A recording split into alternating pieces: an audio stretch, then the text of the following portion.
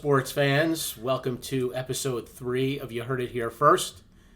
Thanks for joining us. My name is Rich. This is Matt. You can introduce yourself. Yes, I'm Matt, and it's officially game week. The New York Giants play a football game Monday night at MetLife Stadium against the Dallas Cowboys, and man, I'm excited. It is the 2023 football season is here. And I know we're not the only ones that are excited. The entire world that watches football, that roots for their respective teams are all excited. But we're rooting for the Giants here, and man, we're excited to get the season underway against Dallas. Yeah, it's going to be a big test, but you got to start off the show with a little bit of a You Heard It Here First. So I got one for you. I got a couple for you, but I'm going to give you one, all right? And I'm telling you right now, you heard it here first, the Philadelphia Eagles will not win more than 10 games this season. Now, will they win the division? I don't know. But I will say this, that you might have heard this elsewhere, but I will say that you probably heard it here first as well. The NFC East will be the cream of the NFC. Outside the 49ers, maybe the Lions, maybe one or two other teams. I'm telling you right now, all four teams in the NFC East will be very competitive. It's going to be an extremely competitive division. And dare I say, maybe you have four teams from the NFC East making the playoffs this year. However, the Philadelphia Eagles will not. And I have some really good friends that are Eagles fans. Sorry, guys. But I'm telling you, the Eagles will not win more than 10 games this season, and I have a reason why. Okay. I have two reasons why, but I have one more I weigh a little more heavily than the other. Right. The two reasons are, one is injuries, and the other is the natural letdown after a Super Bowl year. Now, the Super Bowl hangover. Granted, the Eagles did not win the Super Bowl. And they might be extra motivated to get back and win a Super Bowl. I give them that for sure. And they, don't get me wrong, they're an extremely talented football team, very well coached, and a really good team, and got even better over the offseason. Yeah. However, the thing that, and you've heard me say this many times, the team that wins the Super Bowl or teams that get to the Super Bowl are not necessarily always the best teams in the NFL, but they are always the healthiest teams in the NFL. Yep. And clearly the Eagles were extremely lucky last year where they had very few, debilitating injuries to star key players that derailed their season. So, however, and again, my Philadelphia Eagle friends, sorry to say this, but that's not going to be the case this year. They will have some debilitating injuries because it just doesn't happen year over year where you can escape that injury bug. And the Eagles are going to have some, I think, unfortunately, some key injuries to some key players that's going to prevent them from really just kind of running away with the NFC. Yep. And I think it'll bring them back to the pack and create even a more exciting, competitive NFC East. Now, do I think they can make the Super Bowl? Yeah, I think they can. I think they're a really good team, and if they get healthy at the right time, they could. But they will not win more than 10 games this season because of injuries and somewhat of a hangover letdown from last season. Yeah. There you have it. Yeah. You heard it here first. You talked about the injuries, and that's the first thing I want to bring up before I sort of give my sort of take on not only the NFC, but the AFC as well. But you talked about injuries, and we talked about this with the Yankees in our last podcast. And specifically we talked about Aaron Judge. Last season he played 158 games out of 162. Obviously the MVP season. This season he had a over a month stretch of where he was hurt. And you said when you have a really long season like that where you really put together stretch after stretch of good games and really, and all of your players are there, it's hard to sustain that. And I do agree. I think that there is a chance that their top players get hurt. Jalen Hurts, A.J. Brown, Devontae Smith. I don't think those guys missed a game last year. And so... Well, Jalen Hurts got hurt at the end of the season. Remember, he didn't play the last couple of games. He missed that game against the Giants. He was hurt. But I think the last game of the season against the Giants, they sat him No, he played that whole game. No. I think their backup played. No. Jalen Hurts played? Yeah. You sure? Because we're arguing here. Because that game was meaningful for the Eagles and not for the Giants. Because if the Eagles had lost that game, they would have been the 2 seed in the NFC, not the 1. Okay. So, but he did miss a couple of games leading up to that game. Maybe. Yeah, I don't remember. 22. But it was like an ankle or something. It was not obviously a serious injury, and it was at the right time of the season where they were pretty. They were in a pretty good spot. Right. So I think the Eagles could sort of see their top dogs sort of fall for a game or two. But also you talked about the NFC East being the cream of the crop again. And last season, all 4 NFC East teams were in a playoff spot up until that Giants-Commanders game in Washington when the Giants won and Kayvon Thibodeau had that strip sack for a touchdown. And it was a fantastic game to be at. I was at that game with my younger brother. Such a great game. But up until that point, all 4 NFC East teams were in a playoff spot. The Giants, I think, were the 5th seed. I think the Commanders were the last team in. Like, if we are seeing that again, which I think it is possible to see that again, the Cowboys they always find a way to be good and lose in the playoffs, which we love. Which it blows my mind how they always find a way to be good. And obviously, Sirianni has put, Nick Sirianni's a great coach, and the Eagles general manager has done a great job. I mean, DeAndre Swift, they're talking about getting Jonathan Taylor now. I mean, and all of the other moves that he's made to get A.J. Brown last year, it's just unbelievable. And the Commanders, they hired Eric Bimini, the Chiefs offensive coordinator, to coordinate the Commanders offense. And they have, Terry McLaurin, Jahan Dotson, they have a really good offensive unit, and their defensive line is very, very good. Right. They are injury prone, but if they're healthy, they are really a good defensive team. line. I mean, I know it was the COVID season, but we saw Taylor Heineke step in because I remember that season. That was when the NFC East was terrible and the Commanders made the playoffs with a losing record, and they played Tom Brady in Tampa. And Taylor Heineke, the Commanders lost that game by like 3 points, and it was a Taylor Heineke, a rookie, who ended up taking them all the way. It was like a 2-minute drive for Brady to win the game, and it was just awesome and to see for Commanders fans.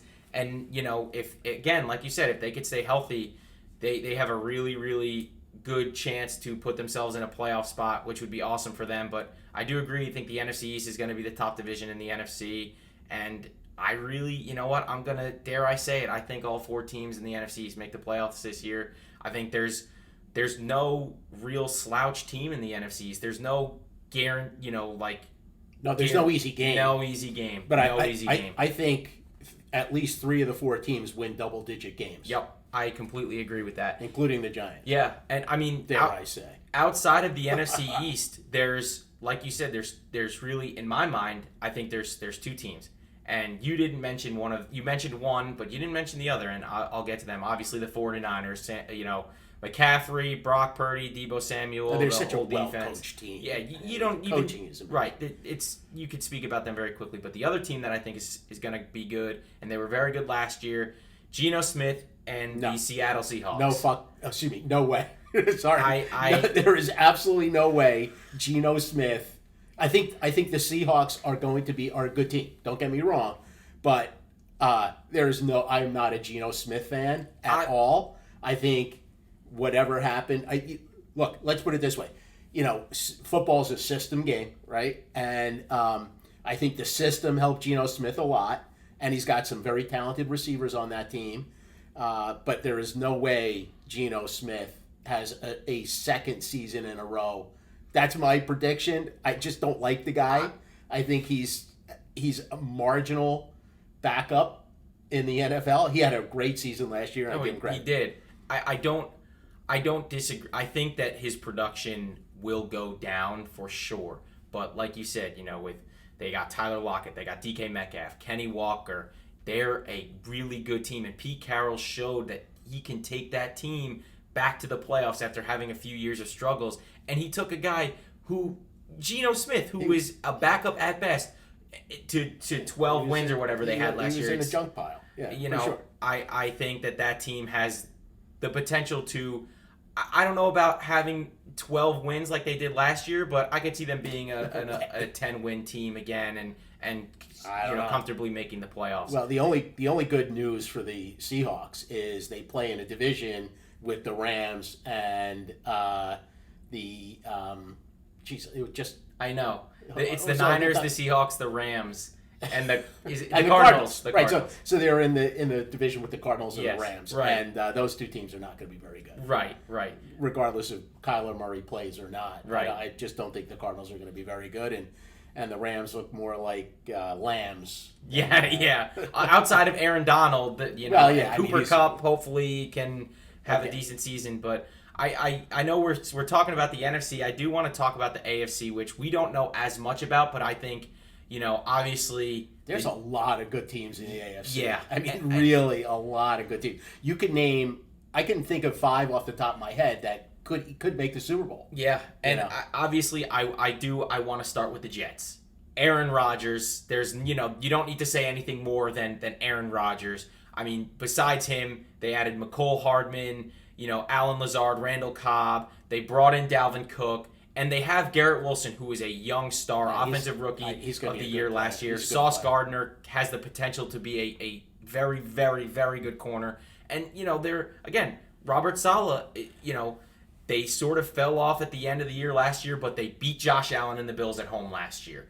And they didn't have Aaron Rodgers. They didn't have McCole Hardman or Alan Lazard last year. And Breece Hall tore his ACL 3 weeks into the season last year. So that was a big loss. It was. And I think he could have been Offensive Rookie of the Year last year.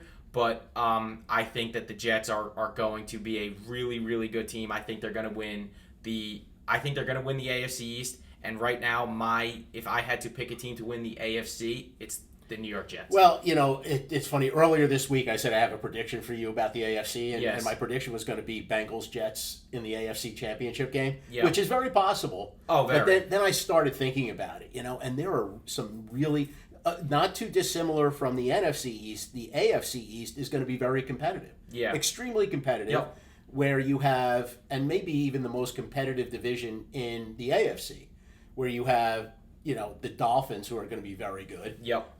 You have the Bills, obviously, I think, on the brink of a Super Bowl. Yep. And the Jets. And you can never count out the Patriots and Bill Belichick. You can never count them out. No matter what you think, they always seem to be standing on the edge of the playoffs, if not making the playoffs. So you just can never count that team out. So I think it's going to be an extremely competitive division. I think it'll be a lot of fun. And then you have, to me, the Bengals are really, Joe Burrow. I have one word for that guy: winner. Yep. That guy is just a winner. He knows how to win football games. Yeah. It's uncanny. Potentially the best quarterback in the NFL. Potentially. I mean, you can make an argument for him against Mahomes. You can, for sure. You can. Well, Mahomes, he is Mahomes, he's a very talented. Look, I'm not a big Mahomes fan. I will admit that.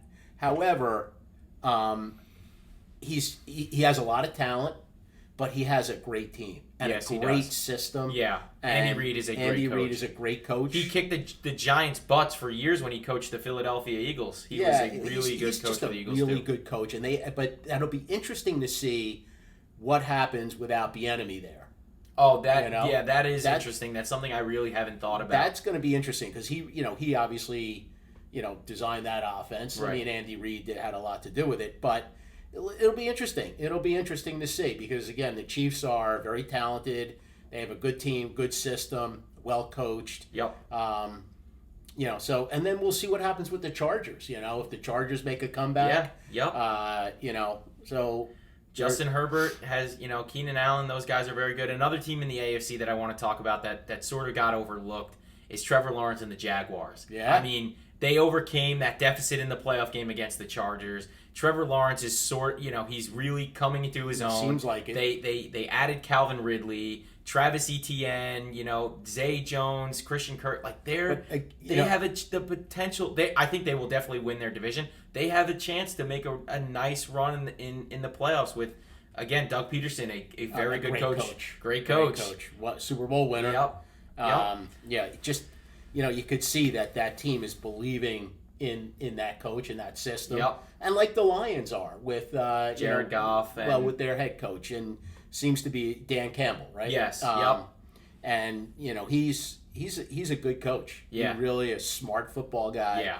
Yeah. Good tight end too. By Yeah. the way. He was a pretty good football player in his own right. So you know what? There's a lot of good young up and coming teams that we haven't seen in a long time that can compete. Yeah, we haven't even mentioned Lamar Jackson and the Ravens. They added Odell Beckham Jr., who I don't necessarily know if he's going to be, the same Odell that we know as New York Giants fans, but you can never count out Lamar Jackson and the Ravens. You can't. So that's just another team that I want to. Yep, well coached, smart team.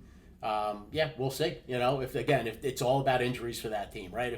If Lamar can stay healthy, and Odell and the other pieces can stay healthy, they have a really good team too. So, it's gonna be some fun football, and it'll be interesting to watch. But that NFC is gonna be a lot of fun. It is gonna be a lot of fun, and I sort of want to shift focus now specifically to the Giants and the Cowboys game. Obviously, we talked about it in our first podcast that is the true test to see how well they could come out swinging. We've seen as Giants fans, and you talked about it in the first podcast, that there's just something about the Cowboys team where the Giants don't play to their potential. They really don't. And it's very confusing. Frustrating. Right, it is frustrating because you see them play so well throughout the season. Last year, obviously, they beat the Vikings, who in my opinion, I don't think that they were a very good team. I think they were a little overrated, but you saw the Giants compete with them. Obviously, Green Bay in the NFC last year with Aaron Rodgers, no one thought they were winning that game in London, and they won in London. And then, they started out like 2-0, which, if you were any type of analyst or Giants fan, you wouldn't think the Giants were going to start 2-0 last year, but they did. And so, but against the Cowboys at week 3 at home last year, they scored 1 touchdown, and it was a Saquon Barkley rushing touchdown. Well, and the big problem was the offensive line. Yeah. I mean, the Cowboys, outside of Andrew Thomas, Cowboys defensive line just ate the Giants up and just, had Daniel Jones running for his life. That was a big problem, and they need to fix that. Yeah. Right? They need to fix that against not just the Cowboys, but the Eagles. The Eagles have an amazing defensive line front, as do the Redskins. Sorry, the Commanders. Guardians. The Commanders. What is it called? Commanders. I'm just kidding. The Commanders. So they need to fix that. They need to keep Daniel Jones upright. Yep. And if they can keep Daniel Jones upright and keep the defense off balance, they have a shot against any team. Yeah, they do. They scored. I was looking at it in 2 games against the Cowboys. They scored 3 touchdowns. They scored the Richie James garbage time touchdown in Thanksgiving, and then Barkley had 2 rushing touchdowns. They scored 16 total in week 3, and then 20 total in week 12 on Thanksgiving. You don't win when you score a total of, I'm not counting the Richie James touchdown, when you score 2 touchdowns. Daniel Jones threw for no touchdowns against Dallas at all. You don't win when your quarterback doesn't throw a touchdown. You don't. They just seem intimidated by Dallas, and I don't know why, more than any other team, and it just is ridiculous. Yep. So we'll see. I mean, I agree. That week 1 game is going to be the big test. I think that, and I know it's just the first game of the season, but for some reason it's like, it's like a barometer game, and I think that if the Giants come out, play well, can win that game, it'll set a tone for the rest of the season. Yep. Conversely, if they come out and don't win that game, they start 0-1. They're behind the 8 ball, not only in the conference but in their division. Yep. With a loss to the Cowboys, and probably be a little bit demoralizing at home Sunday night. That's going to be that's a big swing game. Yeah, no, it is.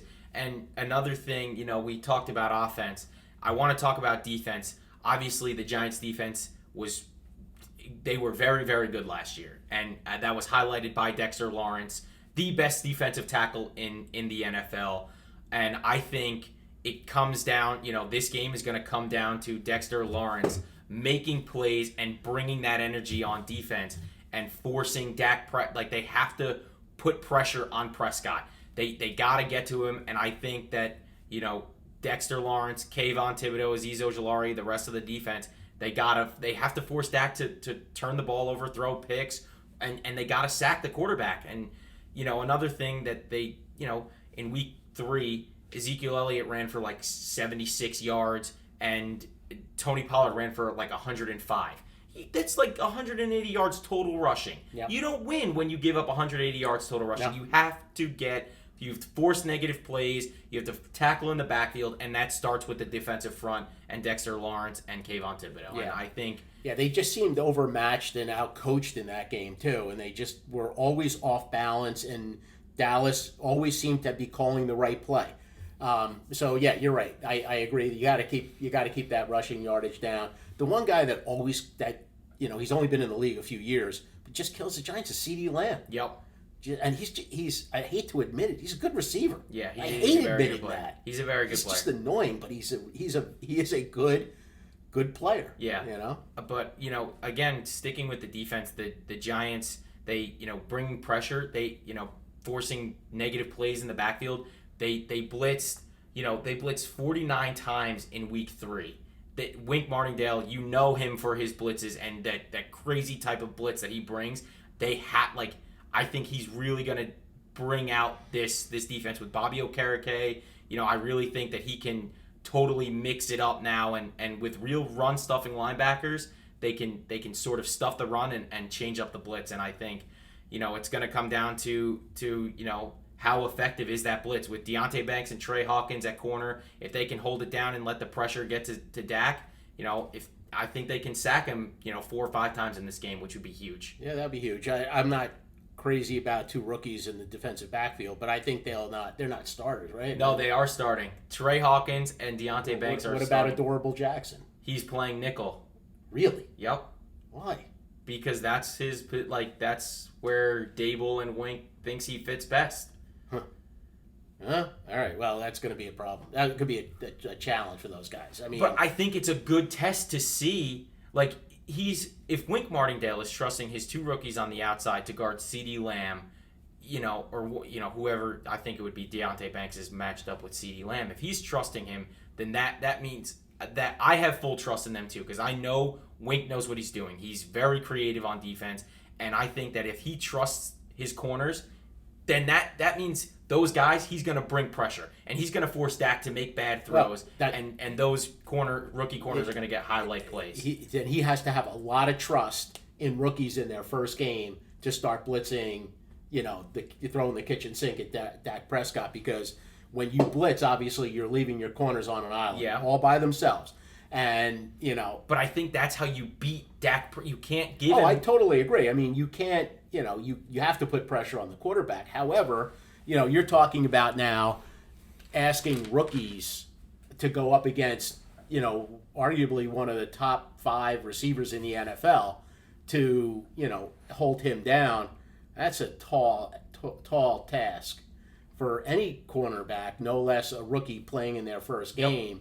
And, so I'm a little skeptical about that. But we'll see. Look, I'm just me. Yeah. I'm not out there coaching, so what do I know?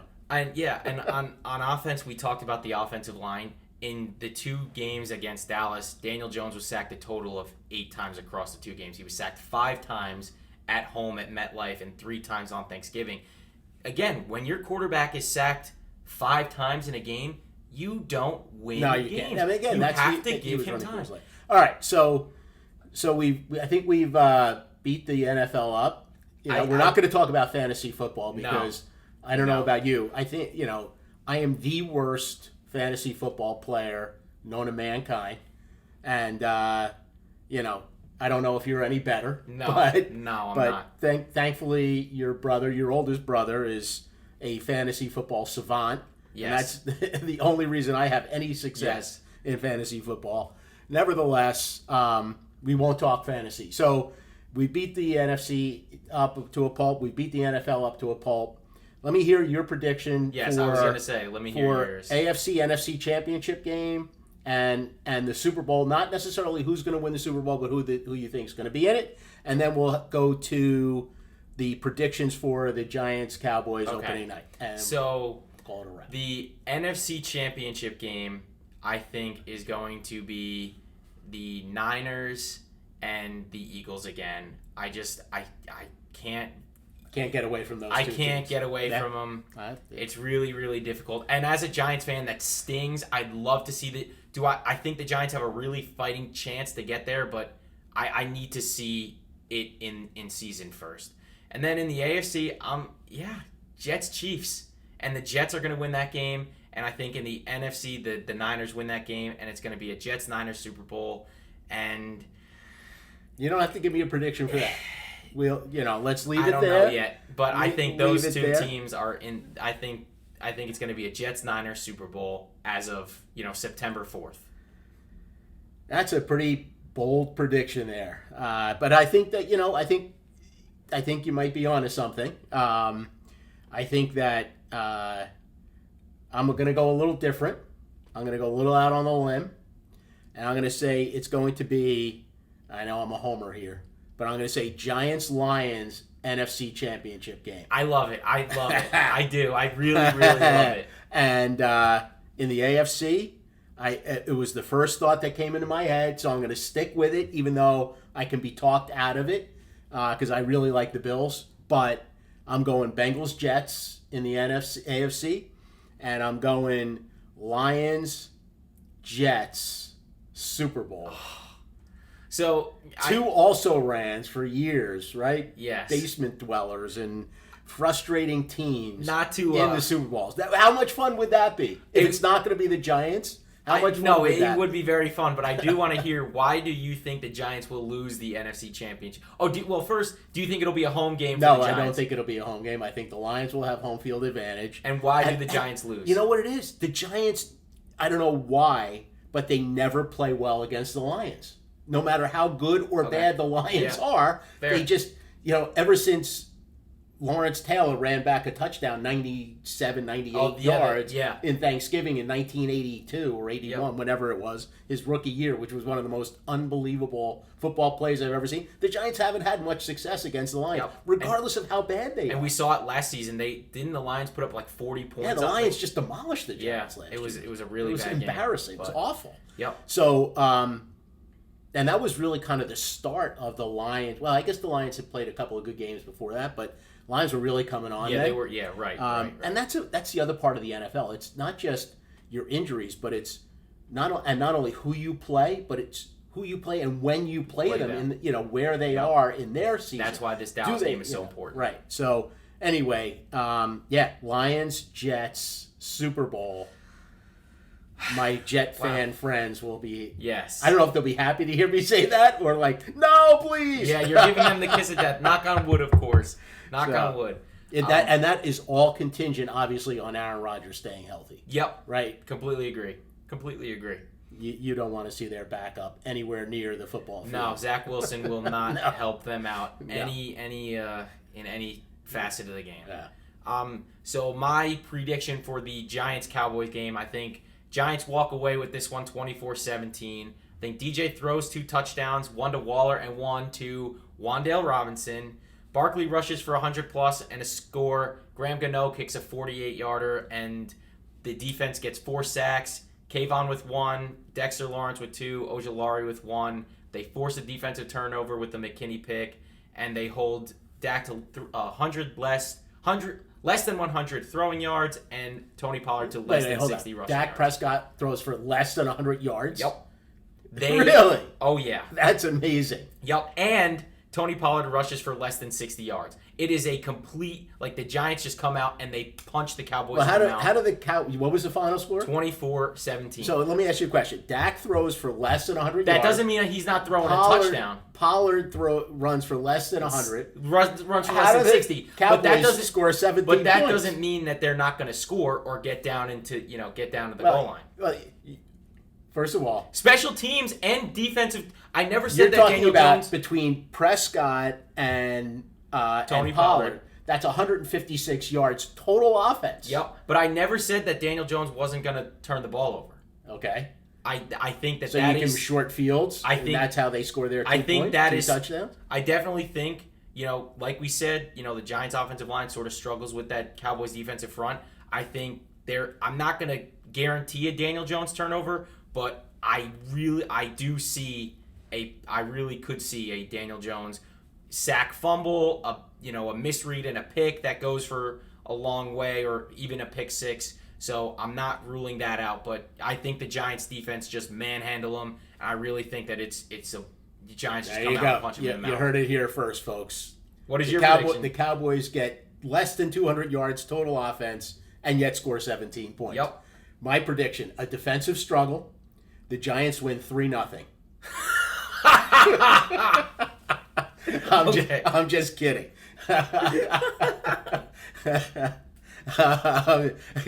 And all the non-Giant Cowboy fans hate that The game, right? yes. Absolutely Yeah. hate that game. Yep. We are sitting on the edge of our seats because it's just a defensive battle, struggle it's beating the fun. crap out of each other. But no, look, I think that the Giants come out, they win the game, but it's not easy. I think both teams make some mistakes. Both teams play really good defense and have one or two big plays. And I think the Giants win 16-13. All right.